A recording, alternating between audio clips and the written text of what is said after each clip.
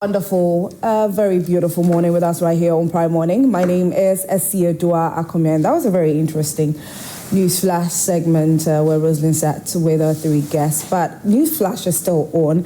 I'm about to have a very wonderful conversation, like Rosalind rightly said before we went on that brief hiatus. Well, on the 31st of January, the NPP will be going to the polls.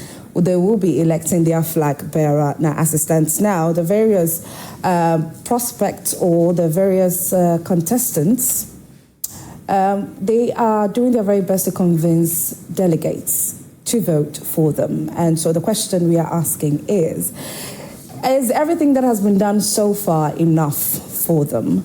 Well, we have the spokesperson for Dr. Bryan Acheampong, Pius Hadzide. He's joining us on Zoom. He's here to tell us all about what has been going on in the camp of Dr. Bryan Acheampong, the reasons that he should be voted for as the next flag bearer of the New Patriotic Party. But a lot has been going on. Dr. Bryan Acheampong has said a lot of things, and we just can't wait to hear from him. Good morning to you, Pius. Can you hear me?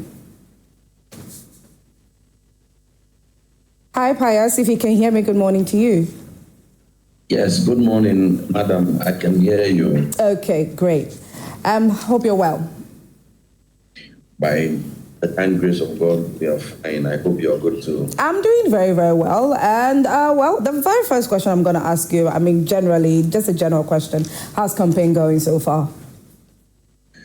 Well, with gratitude to God, my sister, I can report to you that campaign has been fantastic. Okay. And campaign have been great.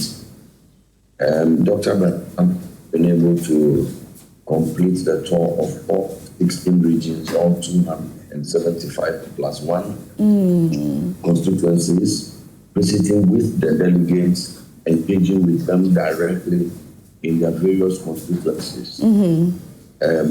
As we speak, he's the only candidate out of the 5 who is able to do that. Our prayers are with the rest, and we hope that they are able to complete all the 266 constituencies. Okay. Dr. Bryan Acheampong, who reportedly entered into the race rather late, has proven that he it is who has the time, the energy, and the resourcefulness to be able to execute a rigorous campaign, a campaign that can, in the long run, in 2028, Pius, can you please turn your phone? We are not having you in the right posture. We're good, please. Kindly go ahead. You want me to go over? No, it's fine. It's fine now. Great. So, like I was saying, we are just expressing our gratitude to God for his continued mercies. We are able to report that we have completed all the 276 constituencies. Okay. And even as we speak, Dr. Bryan Acheampong is on a mock-up to say thank you to as many constituencies as he can reach. On the mock-up, he's completed with Greater Accra already, all 34 constituencies. And as of yesterday, we started in the Eastern region. We have so far done 11 constituencies. We expect to finish the mock-up in the Eastern region tomorrow. Okay. So, like I'm saying, people would have thought that Dr. Bryan Acheampong entered the race late. There are persons in this contest who even contested in previous elections. And for that matter, we have had some structures on the ground already. But Dr. Bryan Acheampong has gone past all of them. He even visited all constituencies of the Upper East region, the only candidate who have done that thus far. His Excellency Dr. Bawumia was unable to visit with the delegates in the Boku zone. Honorable Kennedy Agyapong visited the region all right, but was unable to visit with the delegates of the Boku zone. But Dr. Bryan Acheampong has done that. The question that arises there for my sister is that are we feeling tough to the NDC in those areas in terms of those other candidates, i.e., Dr. Mahamudu Bawumia or Honorable Kennedy Agyapong? Are we ceding turf to the NDC in those areas? Are we unable to go and campaign as a party in those areas? But we have a strategic, a bold, a calculating candidate in the person of Dr. Bryan Acheampong, who is able to campaign at every place in this country. He can go to everywhere and garner the votes wherever the votes may be. And I think that he offers us the best opportunity if we want to reclaim power in 2028. Okay. All right. Now let's come to things that are being done. That are being done to convince delegates to vote for Dr. Bryan Acheampong. Now, he's made a number of profound statements a few days ago, and one of them is talking about the fact that in the party there's no order, there's no structure, there's no discipline. And so when he is voted for and he becomes a flag bearer, he's going to restore discipline. He's going to restore order in the party. Now, the question I want to ask is, there being no order, no structure, no discipline in the party, has he or the entire team been able to identify the root cause of this, and how exactly is that going to be dealt with? Well, thank you very much. On the top of the country, he has noticed people and the people, the party. It is the party who is Dr. Bryan Acheampong about what lack of discipline the NPP need of the NPP of where there is accommodate people, where the is for people like one of what to deal with from that appears to be. And in this place, we have become NDC that do the work of and have been up today. The deep after on Facebook and national radio to actually can insulting from leading the party, including. Can you please pardon me? I mean, all you said so far, it was breaking a bit. Pardon me, asking you to start all over so we can hear you smoothly. I don't know how come. I think it's the network. Can you hear me? Yes, please.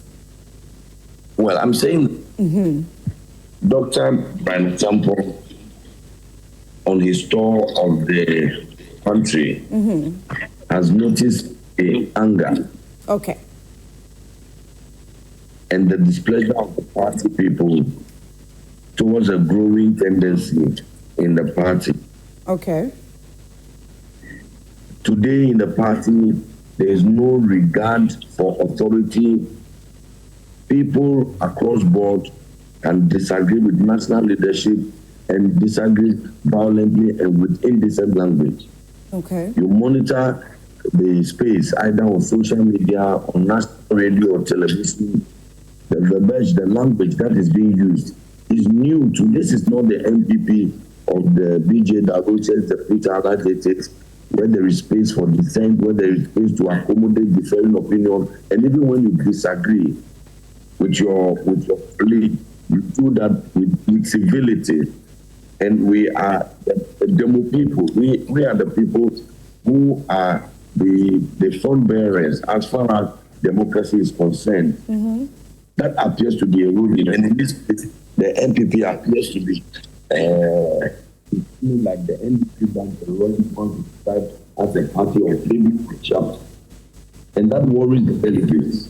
And Dr. Bryan Acheampong made a firm promise to the delegates that when he is elected on the 1st of January, 1st of February, he is going to restore discipline into the NPP. So this is something that the delegates, the party membership, party rank and file have complained about. It is as though there is no leader at home, as it were. But we need a leader that is able to tell the truth to everybody, including even his most ardent supporters.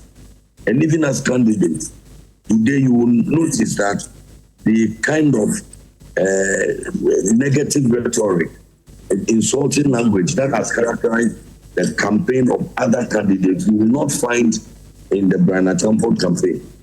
It is because he's holding the line, and every time he's reminding us those who speak for him that woe betide you who will speak against a colleague, aspirant, a senior member of the party, or even an ordinary member of the party.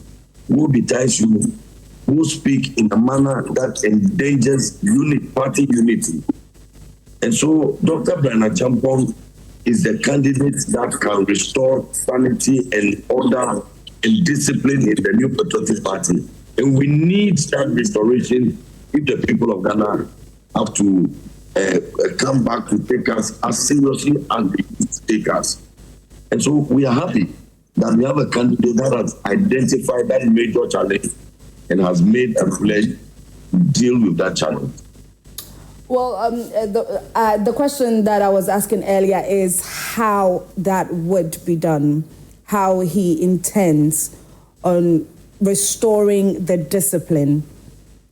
You know what they say, that leadership is cause, all others are effects. Mm-hmm. You lead from the front. Like I said, even in the conduct of these campaigns, his instructions to his spokespersons and followers defines how his campaign is being conducted. And I'm saying that Dr. Bryan Acheampong will take leadership in making sure that those who need to be reprimanded in accordance with our rules are reprimanded. Okay. You need a leader who can call out even his most ardent supporter if he falls short of the laws or expectations. And Dr. Bryan Acheampong is the candidate who will do that.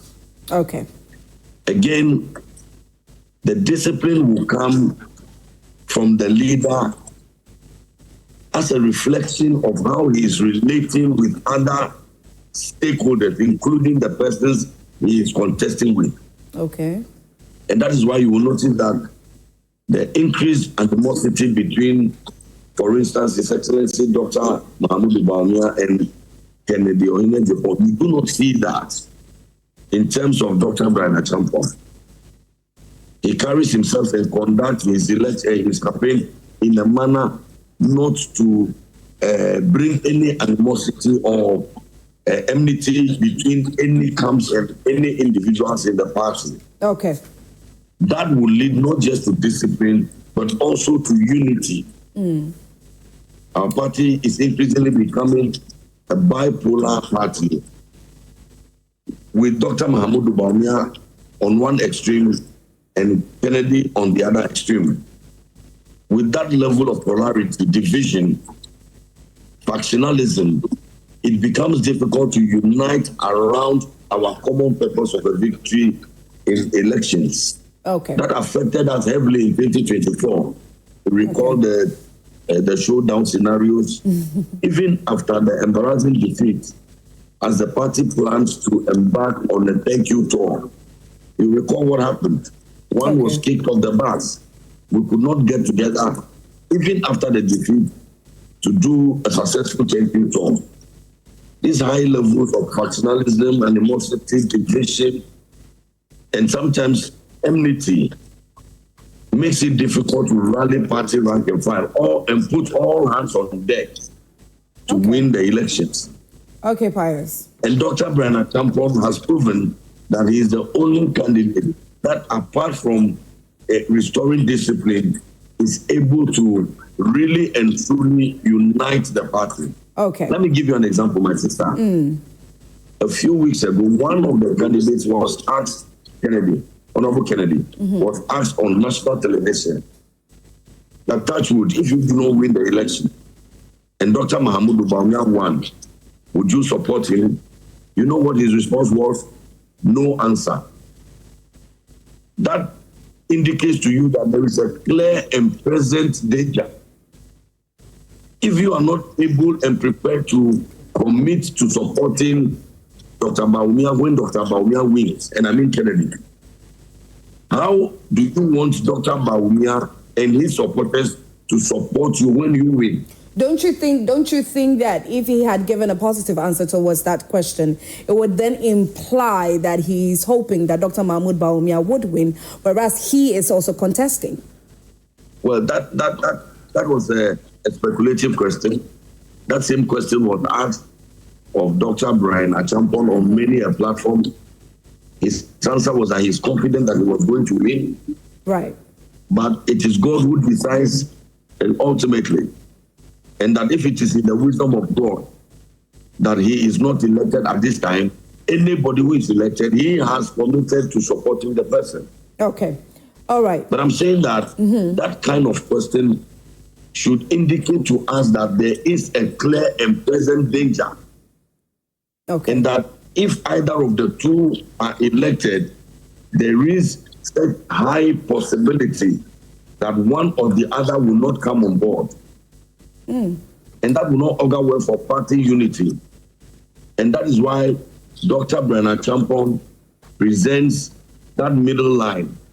And that's why we have to navigate from the extremes and come towards the center so that we can foster party unity.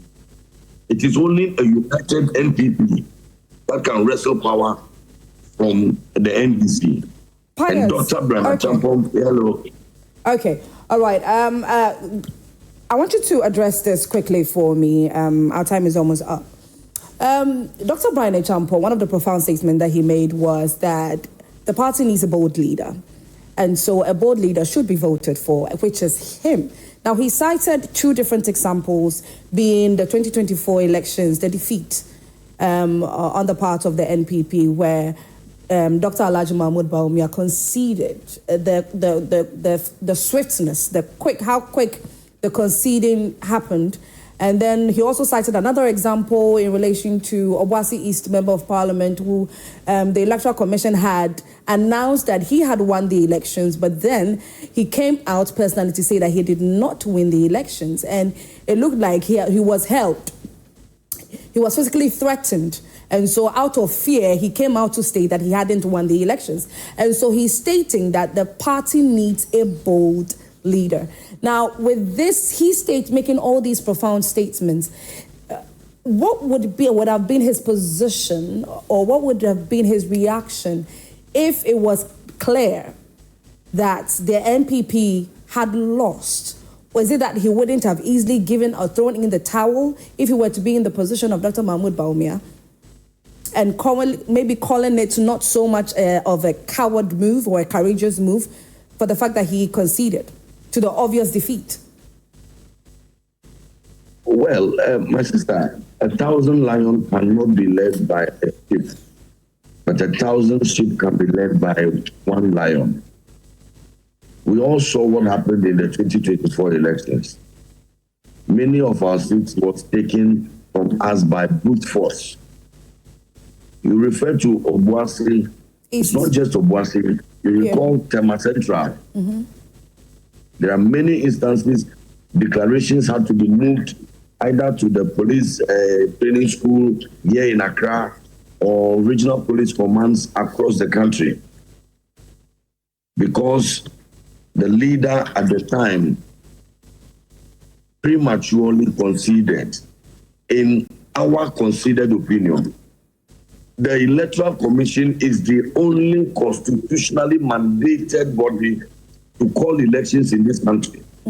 Nobody else, including flag bearers, has the power and the authority and the mandate to declare elections.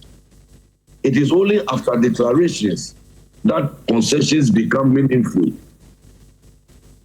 Any concession before a declaration is a usurpation of the authority of the Electoral Commission. Imagine that Dr. Mahmoud Bawumia had proceeded to say that he had won the elections. Imagine that. Happened? Imagine that. He would have acted in clear breach of the law. What he did not just break the front of the NPP, demoralize the rank and file of the party, and empowered and emboldened the NDC to intimidate us and take the people's voice, the votes from them, it was also a breach of the regulations. But Dr. Bryan Acheampong is saying that as leader, and my sister, you have, it's the same NDC we are going to confront with in 2028. Mm-hmm. The people who visited us with such violence, and even after the election, check what happened in Acheampong during the by-election, and even here in Accra, when we had that by-elections in just a few polling stations. Look what was done to Madam Hawa, for instance, and our deputy national organizer. We cannot continue like this. We need a bold leader. When the NDC hears his name, they will remember one or two incidences, and the fear of the Lord will get into them. And that leader is Dr. Bryan Acheampong. Maybe because of his training, you know that he's an officer of the U.S. Air Force. And so he's a bold leader. And he made that statement, and we are happy to have heard him say so. Well, this is very interesting, but I'm going back to my question again. What would he have done different if he were to be in the shoes of Dr. Mahmoud Bawumia? Clearly, he would have waited for the Electoral Commission to have concluded the collations at the various constituencies, the 23 constituencies that were still outstanding, including Tema Central, including the Ubuasi example that you gave. Dr. Bryan Acheampong, not just Dr. Bryan Acheampong, any serious flag bearer, presidential candidate should wait for the Electoral Commission and the Electoral Commission alone to do their duty of declaring the election results, upon which then you can proceed to make a concession if you have to. Okay, Pius. Now, let's move on to the various statistics that have come out so far. We have a number of them where, you know, today Dr. Bryan Acheampong seems they say he's going to get 4%. They say he's going to get 5% at the end of the day. And I remember that in this during the same campaign trail, he did mention that if the numbers present there where he was speaking at, if the numbers present are to vote for him, that would be more than this 4%, 5% that these analytics platforms are, projecting. And it's interesting how you are looking at numbers that are coming at for the campaign, the number of heads that are present there during the campaigns and all that, to hope that indeed Dr. Bryan Acheampong would win the flag bearership race. How is that going for you in relation to the statistics so far? Yes, my sister, people are not dragged to party gatherings. They come willingly. And we were not just counting heads. We were measuring the sentiments of the people. If you're speaking to somebody who agrees with you, you are able to gauge, you are able to tell. I mean, it's body language. And so it's about the count of heads. Beyond that, when the people are committed to you and they are talking to you and they are endorsing you and announcing their support to your candidature, you hear it, you are with them. When you have conducted a profiling, and not just a poll, because the profiling is deeper. In a profiling, the people at the polling station themselves are able to tell. If you come to my polling station right now, Santa Barbara polling station Akosombo, and you speak to the youth organizer, he's likely to tell you where the polling station chairman will vote, where the secretary will vote, where the organizer will vote, because they speak among themselves. So that is profiling. When you have done all of that, and you hear these polls, then you just laugh, like Dr. Bryan Acheampong did on the tour, because we know that these are not polls, they are psychological operations. These are the strategies of desperate politicians who know that their campaigns are tanking. They know that their numbers are sinking, and they have decided that they will hoodwink the delegates into thinking that the momentum is on their side. We have been around long enough to tell when we see a psychological operations. So these are not polls that bother us, because in addition to reading the body language of the people, in addition to counting the heads that are willingly coming out to meet us as compared to other candidates, in addition to the profiling that we have done, that the detailed profiling that has been done, we are also listening to the people themselves telling us that they will vote for Dr. Bryan Acheampong. So if somebody brings a so-called poll that puts Dr. Bryan Acheampong or at X or Y or Z, we know that this is but a psychological operation. And the delegates know and will not be hoodwinked because they know that nobody's even talking to them in the first place. They know that no pollster is talking to them. Okay, Pius. Briefly, a very quick question before you go. So let's look at the expertise of Dr. Bryan Acheampong at the moment. I mean, former food Minister for Food and Agriculture, being a Petifi constituency member of Parliament, having expertise also in hospitality, media, information technology. He's done quite a lot. He has done quite a lot. Now, all these fields, all these expertise, is that enough to compound and say that indeed he's ready to lead the party? Look, at the risk of advertising for a brand, people across the country have said that Dr. Bryan Acheampong combines the strength of all of the other contenders in the NPP. One of our key contenders argues that he's a businessman, he's been able to create jobs, the Honorable Kennedy Agyapong, and that's a good thing.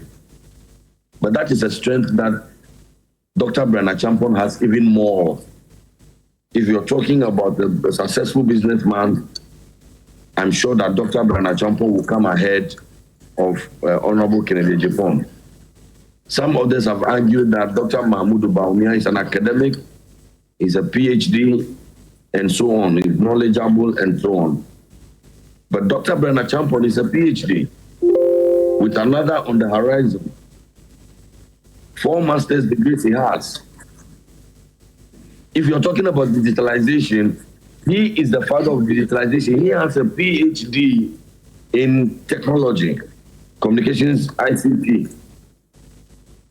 And so Dr. Bryan Acheampong is the embodiment of the strength of both Kennedy and Dr. Bawumia. Okay, Pius. All right. Individually, they have just one, but he combines their strength. He has leadership experience, 4-term member of parliament for the good people of Abetifi. Okay. Executive experience, he has it. He has been Minister of State at the Office of the President, at the Interior Ministry, at the National Security Ministry, and at the Agri Ministry, where he led in revolutionary policy reforms, such as the cancellation of the syndication of loans for cocoa purchases. During his tenure as Agri Minister, he increased the pricing of cocoa from 800 cedis back to 3,100 cedis. Okay. His investment in our food systems in this country is really and truly unprecedented. Okay. So Dr. Bryan Acheampong, at 53 years, has achieved enough, acquired enough experiences. The young people of our country see ourselves in him. We are inspired by what he has been able to do, even in private capacity. And we are looking forward to what he will do when vested with the national resources and authority. Okay. All right. And so, yes, to answer your question, yes, his experiences, his qualifications, which is a combination of the individual experiences and qualifications of all of the other candidates, puts him in pole position. Okay, Pius. As the candidate of choice. All right. All right. Thank you. Thank you so much, Pius, for your time this morning. And thank you. Well, all the best to you. All the best to Dr. Bryan Acheampong. We hope for the best by the Thank end you very of much, my January sister. 31st. All right. So, ladies and gentlemen, I was just speaking with a spokesperson from the camp of Dr. Bryan Acheampong, Pius Hadzide, He joined us on Zoom to give us reasons that Dr. Bryan Acheampong should be voted for on the 31st of January as the flag bearer of the New Patriotic Party. Well, that's it.